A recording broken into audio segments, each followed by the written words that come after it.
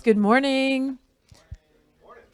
Thank you so much for being here. Today we have a special guest, Emily Moberly. She is an entrepreneur in the nonprofit sector. This will be a little different than some of the other speakers that we have had for our Internship Speaker Series.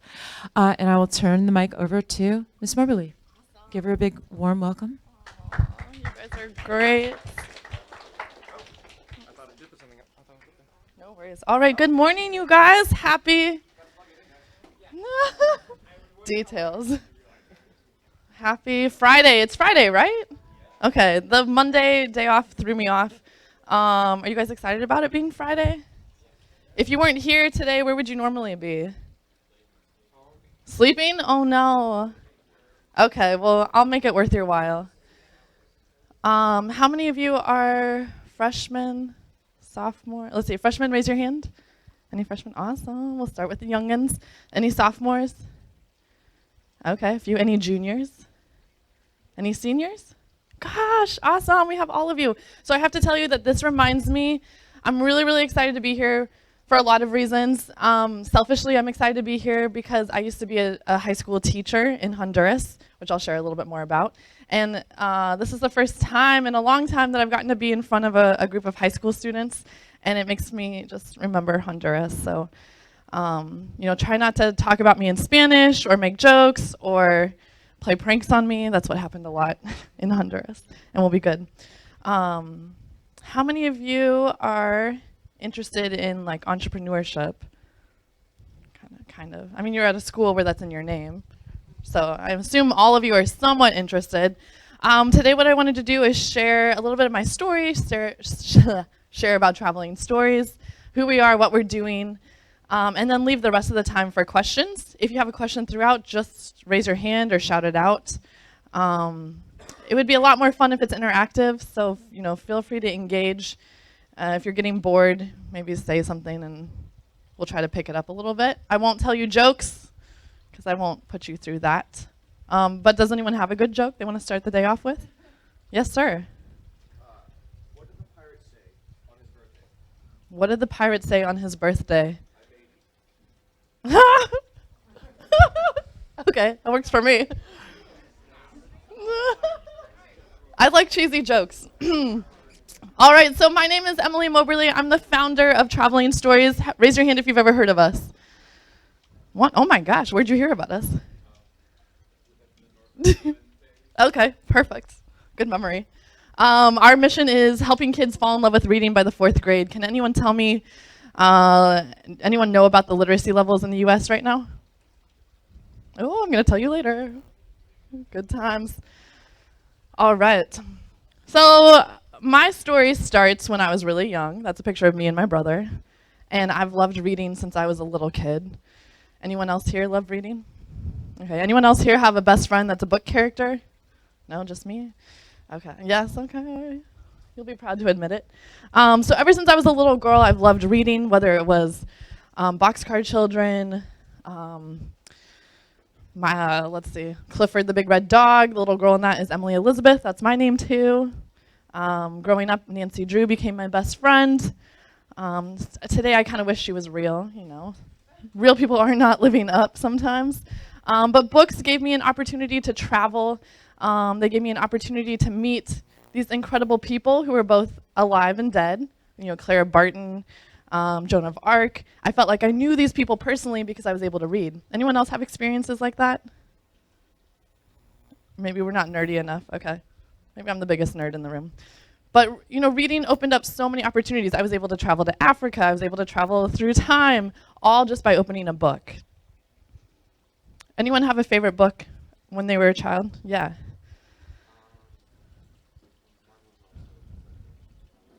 Which one? Oh, yes.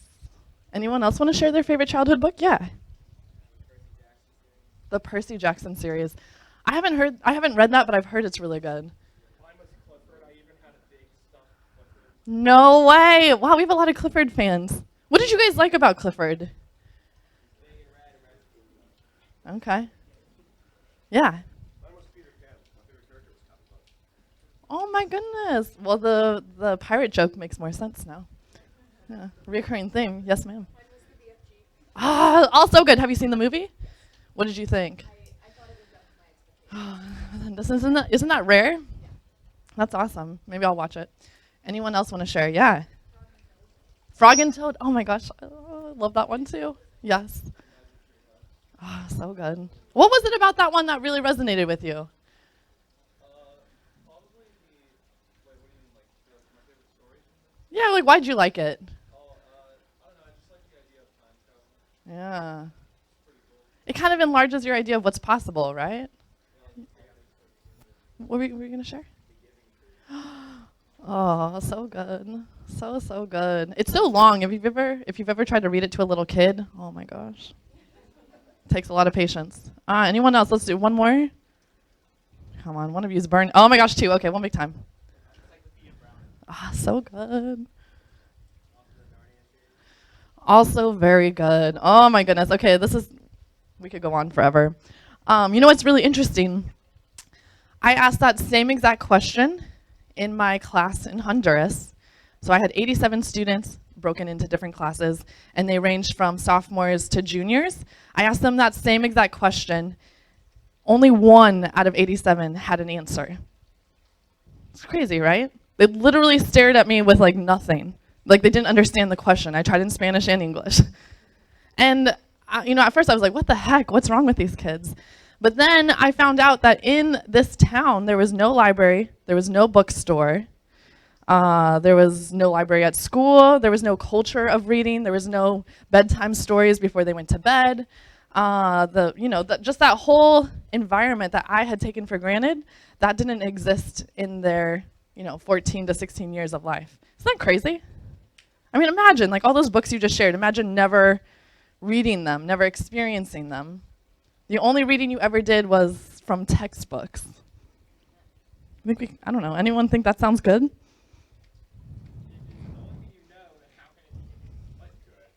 Oh, that's an interesting thought.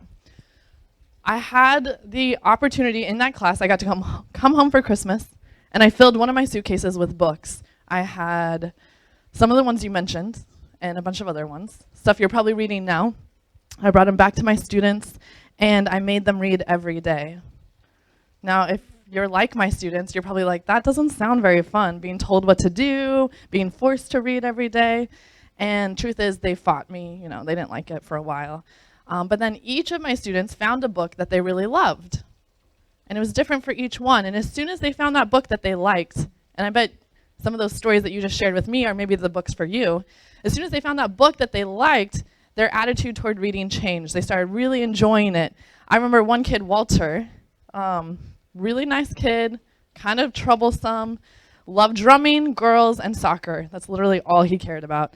And he started reading I Know What You Did Last Summer. Has anyone read it? It's not like the best literature.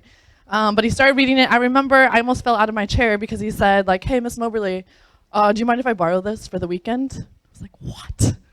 You want to read over the weekend? Oh my gosh. I tried to act cool.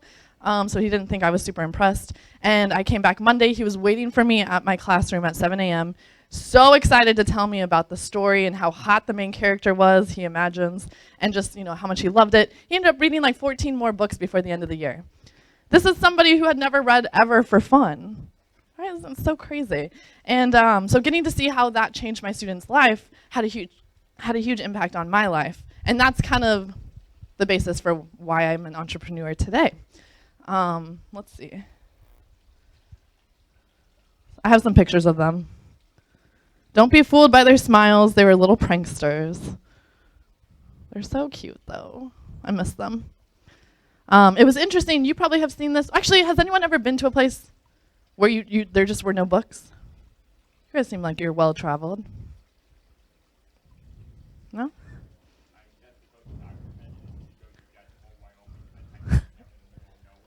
Yeah, that's a good point. I didn't even think about U.S., but yeah.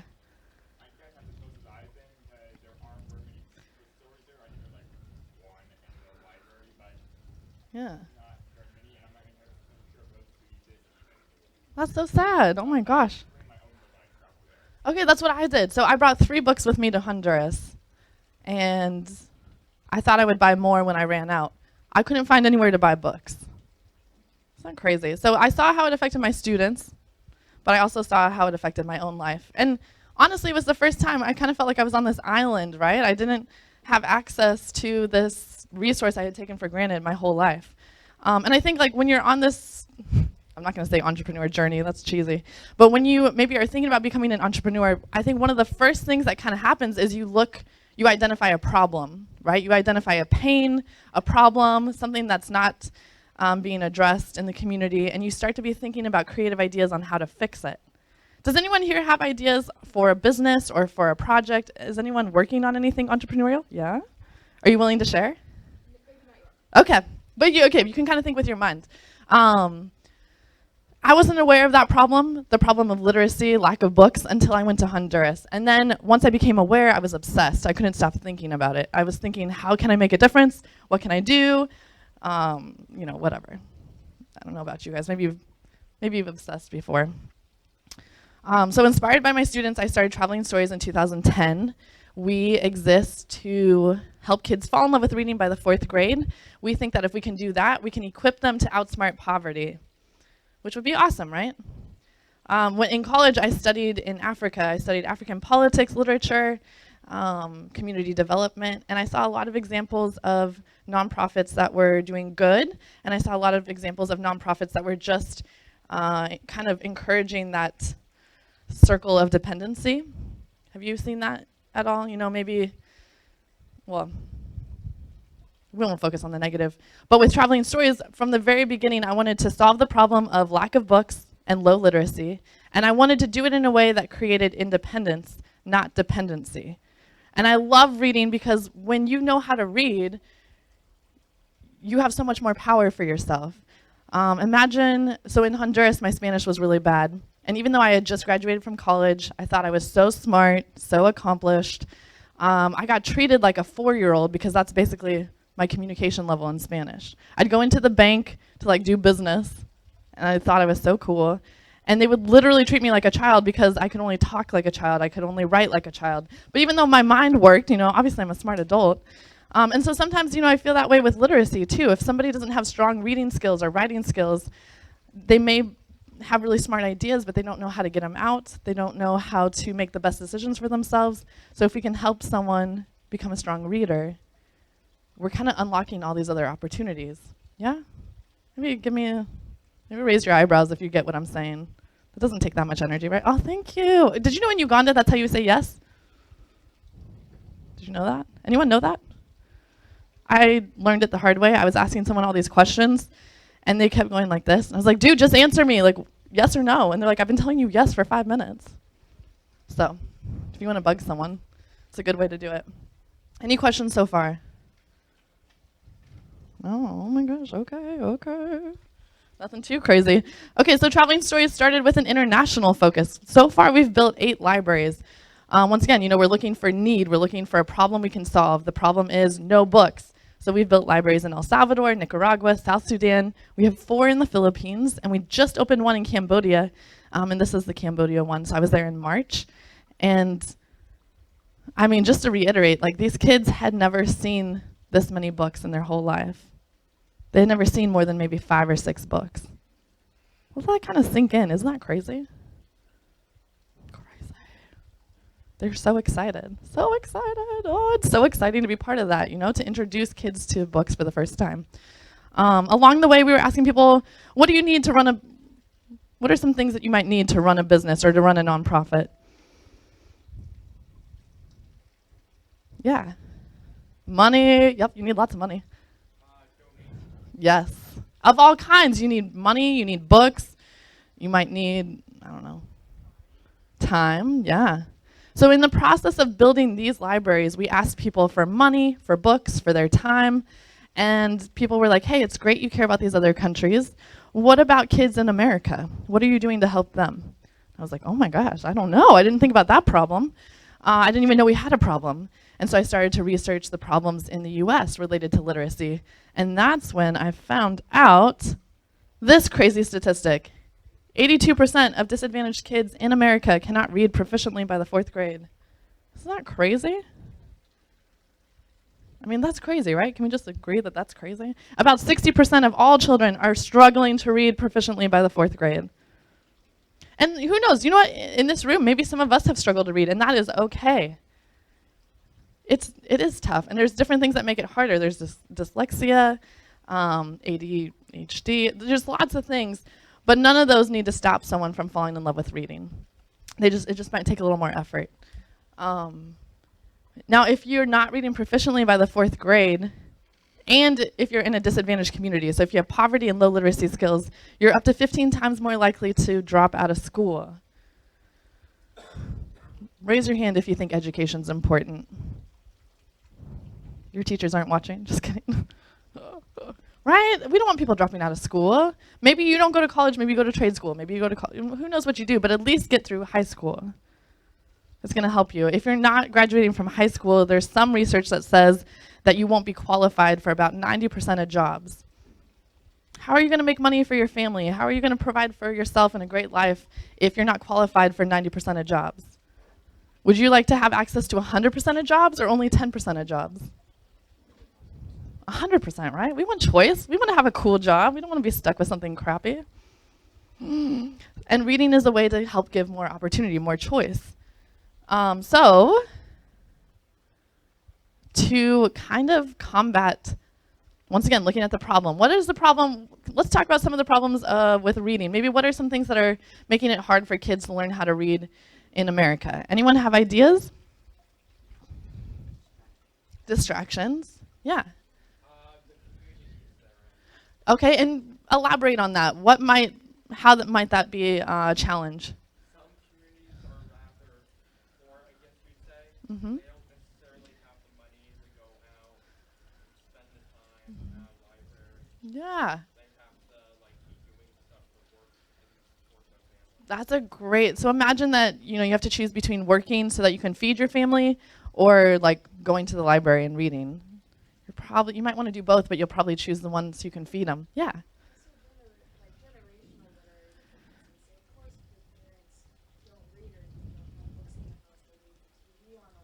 Yeah. Oh, that is so true. Did you guys hear that? Could you hear it even over there? Okay. You were like, please, let's keep moving on. We were looking at all of those things too when we were like, okay, what's the best way? We don't want to just waste our time, right? Time is money, or you don't have a ton of time. So what we decided to do to impact kids in America is we created the Story Tent program. We take the Story Tent out into the community, usually to farmers markets, places where people are already hanging out, farmers markets in low-income neighborhoods where literacy levels are the lowest.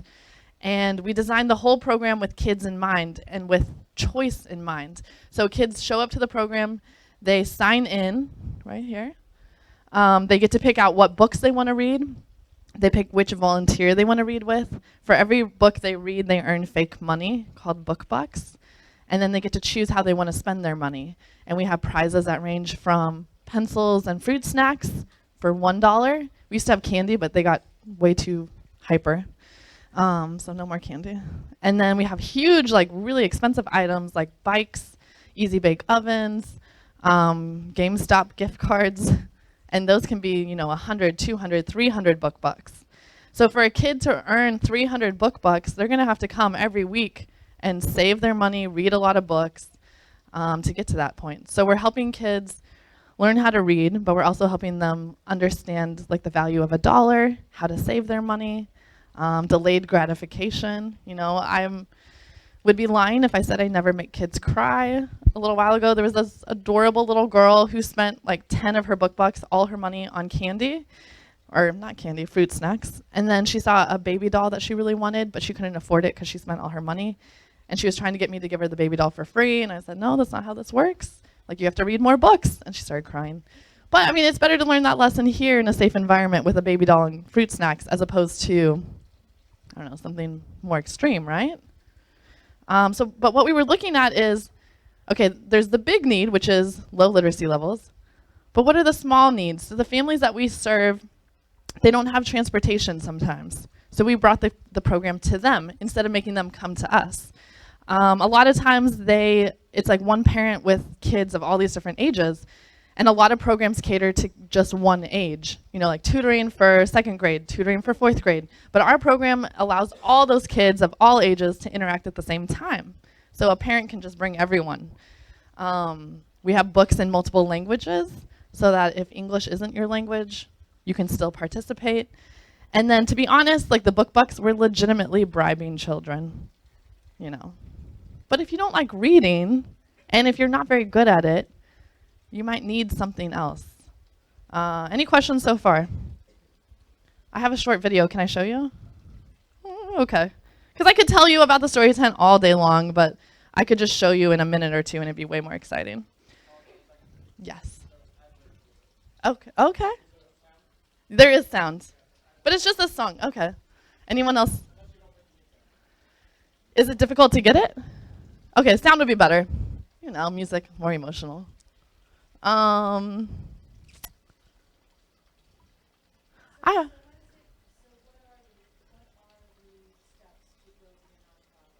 That is a great question. You guys interested in the nitty gritty?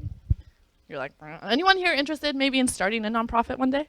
Oh, okay, a few of you, fantastic. And if I don't answer all your questions, grab my contact info at the end. I'd be happy to answer specifics later. First, you have to have an idea. Second of all, you get to do the boring paperwork. You can hire a lawyer to do it, or you can do it yourself, which is what I did. You need an articles of incorporation. You can legitimately Google that, find a good example, and then cater it to yours. You need bylaws. You can go online for that as well, and then just kind of make it fit yours. You need a mission statement. You need a board of directors. In your bylaws, that's where you kind of set the laws for your organization. It's hard. It's not that hard to change them. Your board can vote to change them at any time. But that's where you decide like how many board members you have to have, how often you'll meet, kind of what the role is, like should your board members get paid or not, how will you vote, how will you kick people out of your board, will you recruit new people, why do you exist, what problem are you solving, and then you have to turn all that in to the state and to at the federal level. Then you apply for your nonprofit. So you file, sorry, I'm all over the place. You start off as a corporation, then you file for nonprofit status, which is the extra step, but the very important step so that you don't have to pay the same taxes. So the nonprofit status, I forget what the form name is, but I will tell you that when I started Traveling Stories, it cost more money. And now they have another application for smaller nonprofits. It's like 400 instead of 800, which is great. And it's a shorter application, which is a lot better. And then you wait for the IRS to say yes or no. And if they say no, which they did to me, you reapply. Because usually they're like, we didn't understand. Can you convince us even further? If you have to do any essays here about persuasive essays, yeah, they will come in handy. Because you're basically persuading the IRS of why you should be considered nonprofit, why you shouldn't pay taxes like a regular corporation. And honestly, I think I rushed into my board of directors, but if you can find a good board, that's going to really help you grow faster. Any specific questions about that stuff? We can come back to it later, too. Sorry, I didn't mean to stare at you. Okay, we have sound? Yeah. Yeah. Yeah. So as a nonprofit where you're getting donations, you have to survive.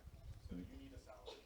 Yeah. Your employees need a salary. Yeah. So how do you set the pay scale and how do you? Yeah. Ooh, I love it. Any other parts of that? Or okay. That's a great question. For me personally, I started Traveling Stories and I had a different job that paid me my money so I could pay my bills. And it took me 4.5 years to get paid by Traveling Stories. There are reports online about what a fair wage is, what an average wage is for a nonprofit. Like, what's the average wage for a CEO for a nonprofit in California? What's the average wage for, whatever. So ideally, you're matching that, right? Because you want to attract great talent. You have to think long term, not just, you don't want to just think like, how can we do the best work today? But you're like, how can I build a good foundation and build a good system so that, let's say I get hit by a bus and I can't do this anymore. Do we have the funds to hire someone? And are we competitive enough to attract someone? You know, I'm not going to get someone good if I can pay them like minimum wage. But I would say, you know, for us, it took a long time to raise enough money.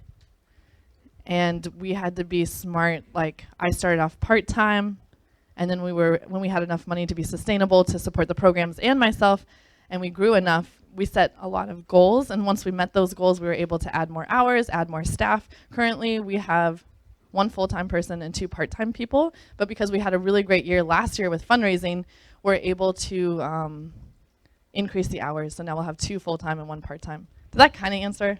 I rambled, but yes.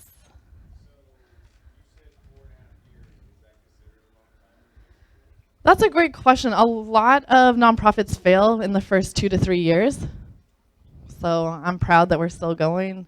I think that's pretty standard. There are a few success stories. Pencils of Promise. Have you heard of them?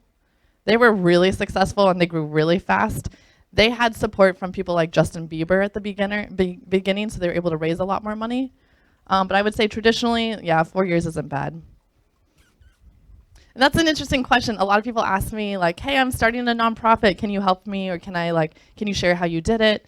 And a lot of times I'll ask them like, are you willing to work really long days for like 3 to 4 years and be exhausted all the time and, you know, maybe work 2 or 3 jobs before you're able to kind of make this reality?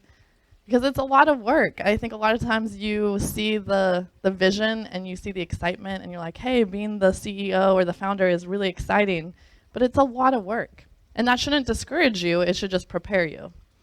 Yes, ma'am. Describe the advertising process for your nonprofit. How did you develop your brand? Did you create a website? Oh, I love this. Okay, I love that we're just getting, I love it. You guys are ready. And, So it has grown and transpired over the years. So initially, I just shared my idea with close friends from college who had, you know, artistic experience, and they kind of helped design some of that stuff. To be honest, the first couple of years, we had a really incongruent brand because so many different people were influencing it. One person had this design style, someone had that design style, but because I couldn't pay anyone, I was getting this all for free. I was kind of like, I'll take what I can get and try to just make it as consistent as possible. And then we were able to, actually what happened is we just went with what we had. We used social media a lot. We used Facebook. Actually, Facebook is how I raised the money I needed for the filing fees. All these people said, hey, you should start a nonprofit. I said, hey, I don't think so. That sounds like a lot of work. And then they kept bugging me about it and bugging me about it. And so I sent a Facebook message to all those people that wouldn't stop bugging me. And I said, here's the deal. It's going to cost like $1,200 to do all the filing fees. If you raise the money, I'll commit my time. So by the end of the week, we had raised more than $1,200. So using the resources you have, reaching out to the people you have, and asking them to reach out to their people. I really started with friends and family and Facebook. And then as we grew bigger, people would say, like my friend Flora, who's an amazing designer, she saw our first logo. And it was maybe our 2nd year. And she was like, hey, I've loved watching you grow. I love what you're doing. Can I redesign your logo and help you with branding for free? And I was like, yes, please. And then we recruited a marketing board member. Her expertise is marketing. She helped us put together brand standards, which is like, okay, you use this font, you use these colors, you do this, you do that. And that way I can now send that brand standard to anyone who volunteers to do design work. And so they still have their style, but they do their style within our company style. So I recommend doing that. We didn't pay for any advertising until probably this past year. And so we did a lot of press releases and social media and just like good old fashioned stalking. You know, you find someone like, I don't know if you guys know Jenna Marbles. You might be too young. You know? Okay, maybe not. Okay. So one of our volunteers in like the first couple years, he was a high school student who loved Jenna Marbles. He sent her one of our Reading is Sexy shirts and just said, hey, I love this cause. I love you. Will you support us? Here's a free shirt. I think you'll like it. She wore it on one of her videos, got like 14 million views. We sold like 300 shirts and raised almost enough for our first library, or one of our first libraries. Isn't that cool? You never know. And that was like yeah. Oh. His name's Jason. He's awesome. He's in college now.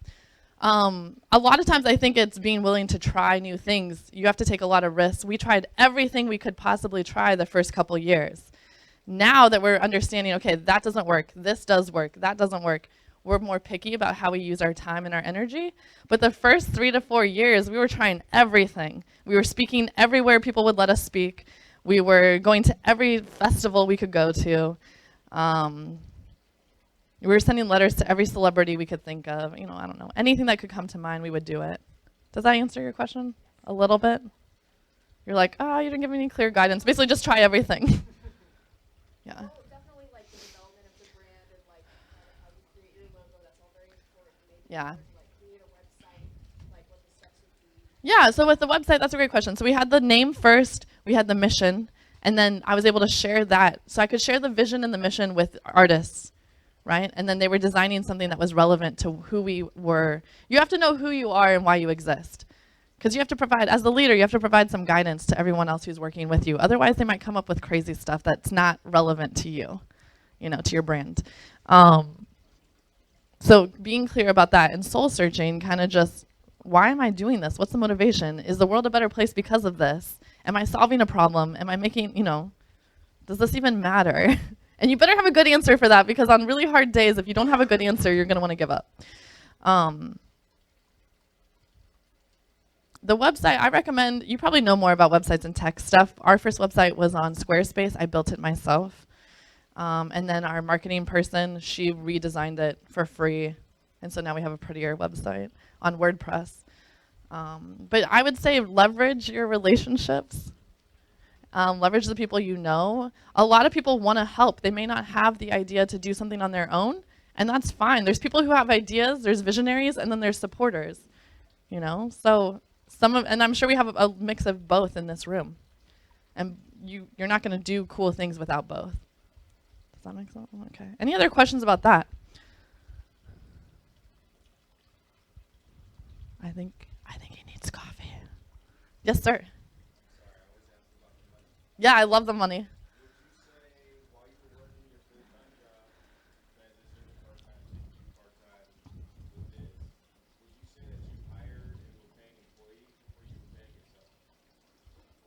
No, I was the first paid employee. Yeah, and I thought that because I'm the most motivated and the most diehard and the most obsessed, I'd probably get the most bang out of the buck. And I'd probably get hired for, you know, I probably expected less money than anyone else. Yeah. And I will say, so I was working in finance and full-time, and I was getting paid well. And I had to make a conscious decision to quit that job before I got another raise, because I knew that if I was making more and more money, it was going to get harder and harder to step away. And but I also found, you know, I was working 40 to 60 hours a week in the finance job, spending all my nights and weekends on traveling stories, and I was looking forward to my nights and weekends.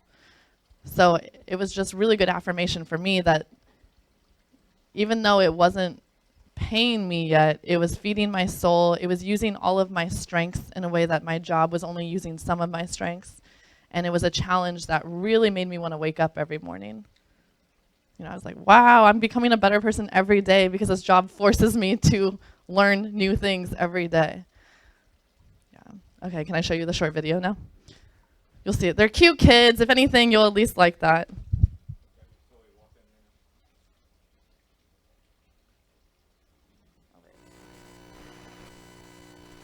Sorry, what is... I was just trying to press play. There should be. There should be. Maybe.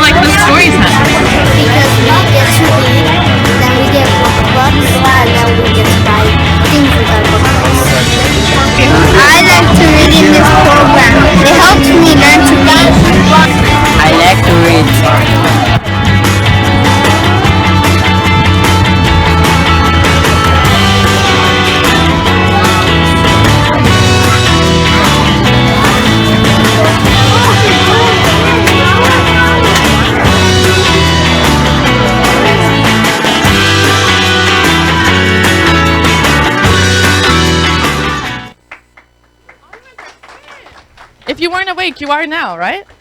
Loud. Too loud, too loud. Whatever, you sound like an old person. Just kidding. I think that too, that's something that we put together as volunteers. So if you have an idea, if you have a business, it's all about how can you show your vision and communicate your vision in ways that are not just words. Obviously, I love words, I love reading, but how can you show through pictures, through video, through music? Because you need to connect with people on an emotional level. Did seeing the kids and kind of visualizing what's happening at a story tent, was that more impactful for you than just hearing me tell you about it? Hopefully. Yeah, I would think so. Let me go through, sorry, limbo. So I can tell you more about the programs, but I love actually these questions about the business side. These are the locations. Our impact numbers are up.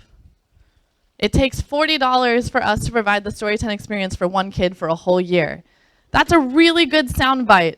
So as you're working through your ideas for a business or for a nonprofit, especially a nonprofit, people want to know where the money is going, how much is going to programs, how much is going to your salary and operations, and how do you find those things out? Do you guys know? How do you figure out how much money is going to programs and how much is going to operations?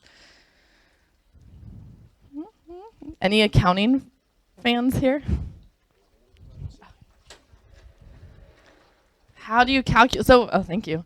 So I figured out that it costs $40 to provide our program to one kid for a whole year. How do you think I figured out that $40? It's okay if you don't know. It took me a while to figure it out. I think, yeah, a lot of little math, a lot of looking at your financials. So, you're looking at your expenses, you're looking at where your money is coming from. I think a lot of times people want to start a nonprofit because they want to make a difference. They want to hug cute children. They want to read with children, which is all great, okay? Those are all reasons why I got into it too.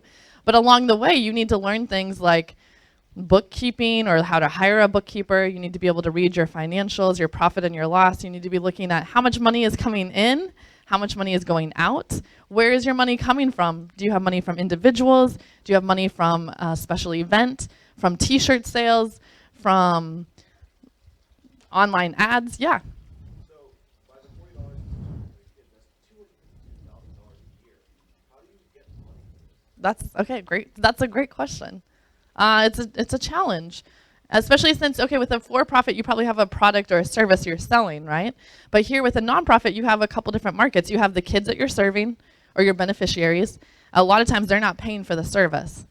So if I was in for-profit and I'm offering tutoring, they're probably going to pay me for the tutoring. But with this model, I'm not getting paid for the service I provide. So I have to go find money in other ways. I apply for grants. I have a gala, which is a pain in the butt, so much work, but we raised $40,000. We have a year-end campaign, so we do mailers, we do email, Giving Tuesday. You rally your friends and you say, hey, we need to raise this money, will you help us? Will you ask your friends to donate? We look for creative solutions. Right now, my board, that is the big question that we're looking at. Our goal for 2017 is to raise $500,000. I don't know how to do that, right?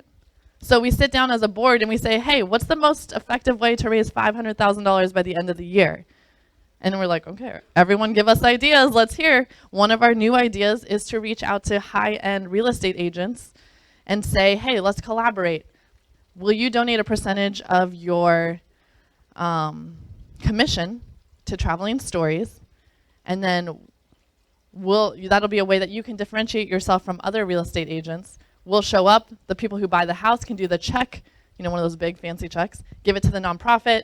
We'll have Kevin Eastman, the creator of the Teenage Mutant Ninja Turtles, come too. It'll be this big party, and it's something that you can offer people who are looking for a house that no other real estate agent can offer them. And so we're looking for a win-win, right? How does that benefit the real estate agent? They look good, right? They're different. Yes, sir. Yes. So we're constantly looking for win-win situations. You could do a different approach and only look for opportunities that benefit you. What do you think is going to work better in the long run? Yeah.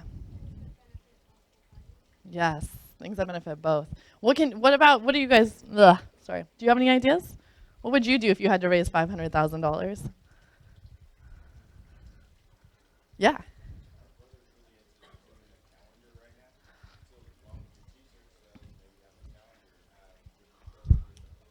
Oh, that's a great idea. Oh my gosh, that's a great idea too. And you know what? Like that, something interesting there. So he's thinking about the people that are interested in our mission, readers, educated people. They're probably aware of dates and times, and maybe they appreciate something beautiful. So they might spend money on a calendar that inspires them. Yeah.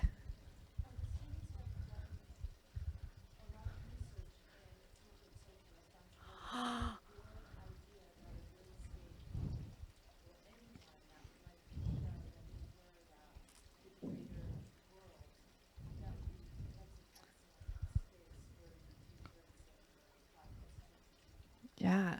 That's a really good point. Corporate social responsibility. You guys have been doing research on that? Some of you? You're like, that's huge, and that is growing. When I was your age, that was not as big of a deal as it is now. One of our biggest donors is a company out of San Francisco. They've given us $150,000 in the past 12 months. We didn't have to do anything for that. They sell comic books online, and the consumer, have you guys heard of Humble Bundle?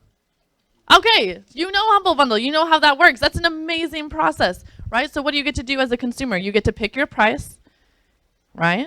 You get to decide where your money goes. You get to decide if you spend $10, you get to decide, hey, I want 30% to go to Humble Bundle, 30% to go to the people who make the comic book or the video game, and I want the rest to go to the charity. That's a win-win too. It takes more creativity. I feel like, I mean, you're looking for that in business, but the same principles in business apply to nonprofit.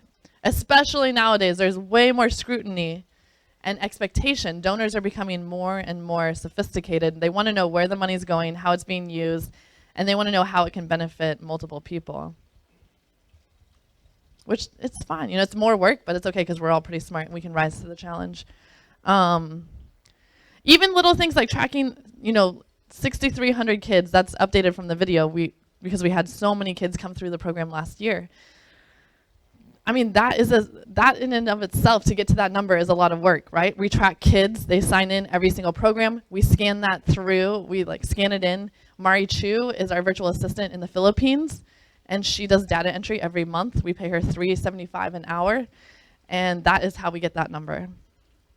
And that's also, I mean, that's a creative solution. We're able to offer her work. We couldn't find anyone here to do it for $3.75 an hour, and no one that we pay wants to do data entry. It's not the funnest job in the world. In case you're curious who our team is, we're all women. Not by design. We'd love to have men work with us. We have 3 employees. We have a new intern, Julie, and we're hoping to hire her in May when her internship ends. We have 197 volunteers and 6 board members. We just had 4 new board members start. We had 4 leave and 4 start.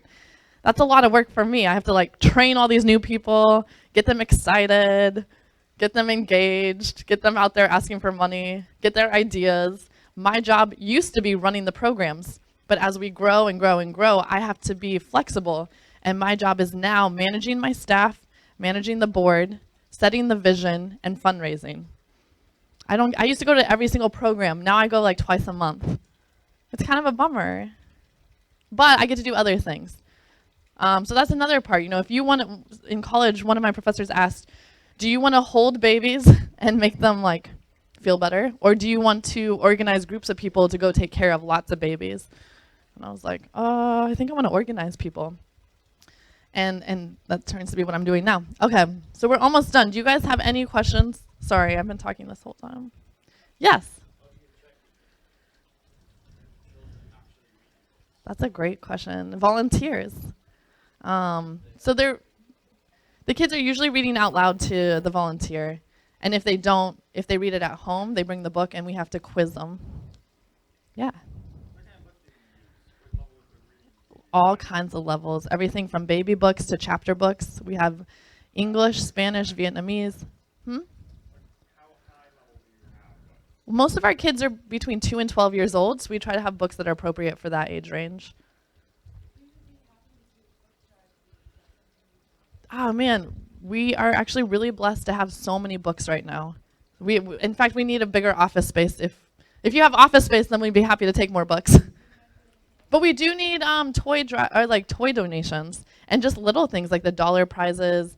We're looking for volunteers. If anyone here needs volunteer hours, you can be. We have really young volunteers. I believe you can start once at like age 13. I think the last slide is how to volunteer. Oh man, you guys are missing out on all my good stories. It's okay. Come visit me at a story tent. I'll tell you more. That's my mom. She was one of my first volunteers. Ways to get involved. You can volunteer at a story tent, host a toy drive, do a fundraiser, like us on social media. All of that means something. All of that has an impact. And yeah, if you would like to volunteer, we have an application online. Just go to travelingstories.org/volunteer. Any last burning questions? You sure? You sure? Okay. Hopefully there was something valuable for you there. If you guys, you can always follow up with me. So I want to say a few things. So first of all, I met Ms. Moberly at a toy drive. So we had a robotics event. Northrop Grumman put on a toy drive, and the robotics teams were there. And so I can tell you guys that, after speaking to Ms. Moberly for, like 5 minutes, it became really clear that we've got a win-win opportunity here. So we've got her here telling her story, which is amazing for all of us. I think she's a really inspiring speaker, so I appreciate all your words of wisdom today. But I'm hopeful that this is going to be an ongoing relationship with the company, because we've already spoken to our board. We're hoping that we can have you guys use our space. We've got tons of students who know how to read, so we got tons of volunteers, and this is a cause that I think touches all of us. So I'm really excited.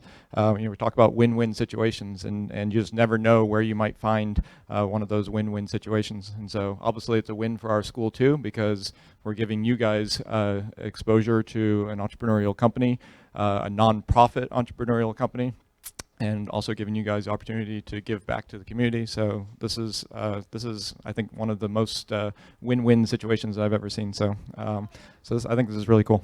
So thank you so much, Mrs. Moberly, for a wonderful talk. And it's great having a former high school teacher here too, because she's very engaging and just a great speaker. So thank you so much. Thanks for having me.